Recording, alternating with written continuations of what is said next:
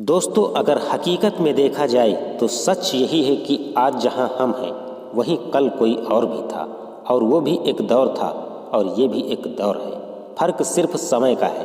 दोस्तों, एक समय ऐसा भी था कि इसी धरती पर जहां आज हम सभी रह रहे हैं वहीं डायनासोर नामक जैसे जीवों का राज चलता था। इन दैत्याकार विशालकाय डायनासोर ने करीब 14 करोड़ सालों तक इस धरती पर राज किया। इन डायनासोर की लगभग सैकड़ों प्रजातियां पाई जाती थी, जिसमें कुछ डायनासोर शांत स्वभाव के थे तो वहीं कुछ डायनासोर बहुत ही खतरनाक भी होते थे। ये उस समय के सबसे महान जीव माने जाते थे, परंतु इसके बावजूद भी ऐसा क्या हुआ जिसमें इनका नामो निशान ही मिट गया। मित्रों, अगर आप जानना चाहते हैं इन डायनासोर के विलुप्त होने के कारण को, तो आप वीडियो अंत तक जरूर देखें, क्योंकि यह जानने के लिए हमें जाना होगा लगभग करोड़ों साल पीछे और इन डायनासोर के समाप्ति के दिन को बारीकी से समझना होगा। मित्रों, आइए आपको ले चलते हैं आज से लगभग 6 करोड़ 50 लाख साल पीछे। दोस्तों, मैं आपको जानकारी के लिए बता दूं कि आज से लगभग 6.5 करोड़ साल पहले धरती पर मौसम सामान्य था। तब ये डायनासोर की सभी प्रजातियां बड़े ही आराम से अपना जीवन व्यतीत कर रहे थे। तब 10 करोड़ साल पहले एक छोटा एस्टेरॉयड का टुकड़ा जो सुदूर अंतरिक्ष से आ रहा था, वह पृथ्वी से लगभग 20 करोड़ मील दूर मंगल और बृहस्पति के बीच बने शुद्र ग्रह बेल्ट में घूम रहे एक एस्टेरॉयड से जा टकराता है, जिसके कारण उस एस्टेरॉयड की दिशा बदल जाती है और वह शुद्र ग्रह बेल्ट से निकलकर सीधे पृथ्वी की ओर 22,000 मीटर प्रति घंटे की रफ्तार से बढ़ने लगता है। जब यह एस्टेरॉयड पृथ्वी से 3,84,000 किलोमीटर की दूरी पर था, तब धरती से शायद डायनासोर का अंत न होता, लेकिन होनी होकर रहती है। इसलिए यह बड़ा एस्टेरॉयड चांद के बहुत नजदीक से गुजर गया। लगभग 40 किलोमीटर के व्यास वाला 2 ट्रिलियन मैट्रिक टन का ये एस्टेरॉयड प्रत्येक सेकंड के साथ साथ धरती के करीब बढ़ता जा रहा था। ये एस्टेरॉयड जब पृथ्वी के वातावरण के संपर्क में आया तो इसकी रफ्तार लगभग 70,000 प्रति घंटा हो गई। पृथ्वी के वायुमंडल में घुसते ही घर्षण की वजह से यह एक भयानक आग के गोले में तब्दील हो गया।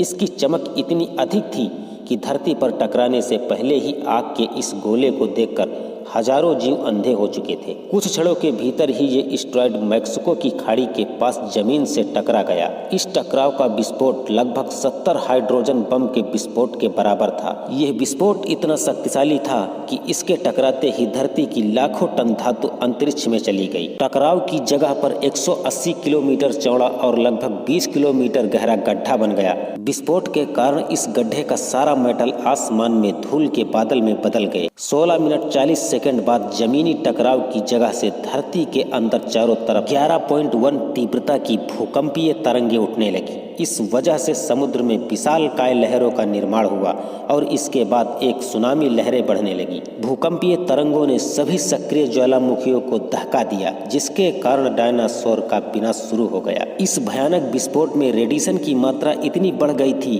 कि इसके 8 किलोमीटर के दायरे में आने वाले सभी जीव जलकर राख के ढेर में तब्दील हो गए थे। इस महाविनाश में उड़ने वाले डायनासोर इस जमीनी खतरे से तो बच गए थे, परंतु विस्फोट की वजह से जो लाखों टन पत्थर और मिट्टी अंतरिक्ष में गया था, वह ग्रेविटेशनल पुल के कारण लगभग 40 मिनट बाद आग के गोले के रूप में धरती पर बरसने लगे। साथ ही धूल का एक बहुत बड़ा तूफान 6,000 किलोमीटर प्रति घंटे की रफ्तार से पृथ्वी की दूसरी तरफ मौत बनकर आ रहा था। ये धूल के बादल कई किलोमीटर मोटे थे, जिसकी वजह से धरती पर सूर्य की रोशनी पहुंच पाना असंभव हो गया। गर्म हवाओं का तापमान 100 डिग्री सेल्सियस से ज्यादा हो जाने के कारण धरती पर पेड़ पौधों की सारी आबादी जलकर राख हो गई थी।